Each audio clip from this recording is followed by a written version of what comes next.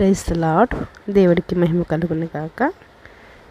ప్రతి ఉదయం దేవునితోనే ఈ ఆధ్యాత్మిక కార్యక్రమానికి మిమ్మల్ని అందరినీ ఆహ్వానిస్తూ ప్రభువారు యేసుక్రీస్తు నామములో మీ అందరికీ వందనములు తెలియజేస్తున్నాను. ప్రతి ఉదయం మనం నిద్ర లేవగానే ఎవరికి సమయాన్ని ఇవ్వకుండా ఈ విధముగా దేవుడికి సమయాన్ని ఇచ్చే భాగ్యాన్ని దేవుడు మనకు అనుగ్రహించినందుకు ఆయనకే మహిమ కలుగును గాక. ఈ ఉదయం నీవు లేవగానే దేవుని మాటలు వినడానికి ఆశతో ఈ కార్యక్రమంలో పాలు పంచుకున్నావా? దేవుడు నీతోనే మాట్లాడుతున్నారు. దేవుడు వాక్కు చేత నువ్వు బలపడి ఆశీర్వదించబడుదువుగాక. ఈరోజు దేవుడు నీతో మాట్లాడుతున్న శక్తివంతమైన మాట మత్తయి సువార్త 19వ అధ్యాయము 26వ వచనము.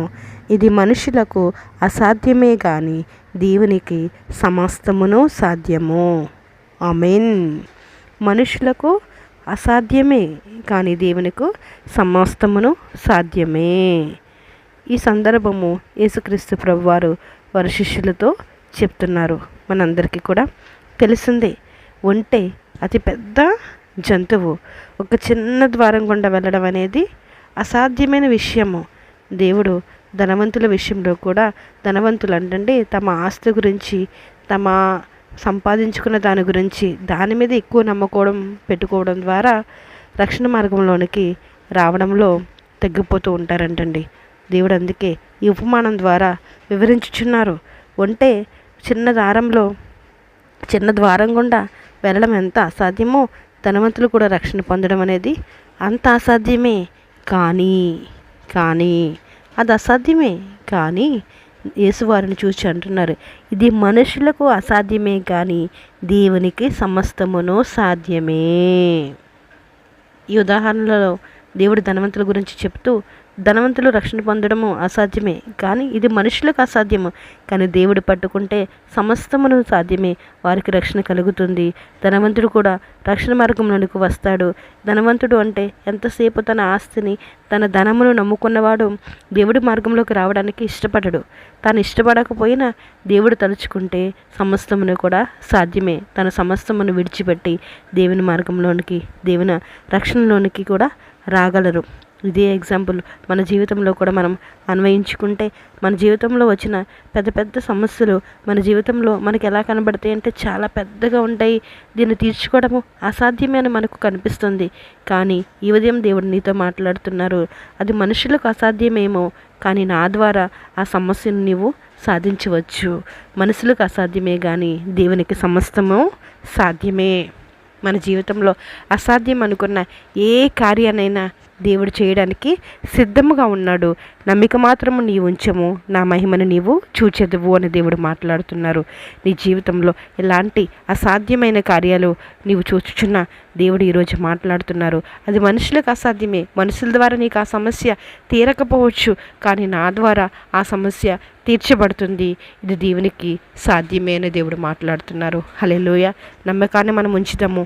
దేవుడి ద్వారా అసాధ్యమైన కార్యాలను మనం జరిగించుకుందాము. హల్లెలూయా. చాలామంది చాలా బలహీనమైపోయి ఇలాంటి ఇబ్బంది నాకు వచ్చింది, ఈ ఇబ్బంది నుండి నేను బయటపడగలుగుతున్నా, ఈ సమస్య నుంచి నేను బయటపడగలుగుతున్నా, లేదా ఇలాంటి వేదనకరమైన సమస్య నుంచి నేను బయటపడగలుగుతున్నా అని అనుకుంటూ ఉంటారు. అది మనుషులకు అసాధ్యమే కానీ దేవుడికి సమస్తమును సాధ్యమే. దేవుడి ద్వారా నువ్వు ఎలాంటి సమస్య నుంచినైనా బయటపడవచ్చు. ఎలాంటి అనారోగ్య సమస్య నుంచి అయినా నీవు బయటపడవచ్చు.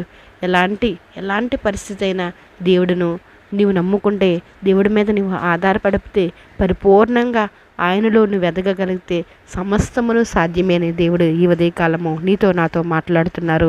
దేవుని ద్వారా మనకున్న ప్రతికూల సమస్య నుంచి మనము బయటపడదాం.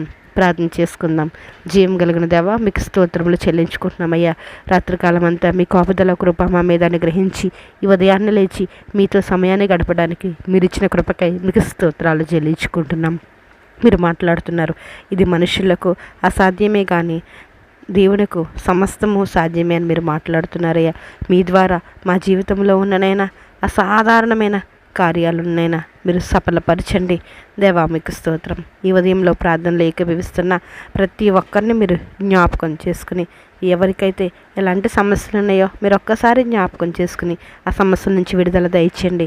ఎవరైతే అప్పులు అనే పెద్ద సమస్యలతో బాధపడి ఇది నాకు అసాధ్యము, ఈ అప్పులను నేను తీర్చుకోలేను అని బాధపడుతున్నారో ఒక్కసారి జ్ఞాపకం చేసుకోండి. వారికి ధైర్యాన్ని మీరు కలుగజేయండి.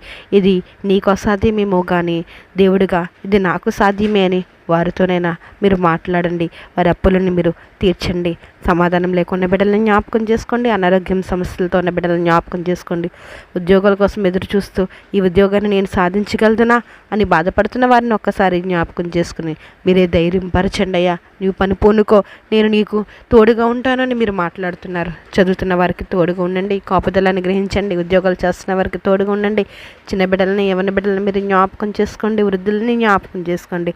ప్రతి ఒక్కరికి కాపుదల కృపనైనా మీరే అనుగ్రహిస్తారని, సమస్త గంట మహిమ ప్రభావాలు మీరు పొందుకుంటారని ప్రభువుని యేసు నామములో అడిగి వేడుకుంటున్నాం మా పరమ తండ్రి. ఆమెన్. Praise the lord. అందరికీ వందనములు. దేవుడు మిమ్మల్ని దీవించి ఆశీర్వదించునుగాక.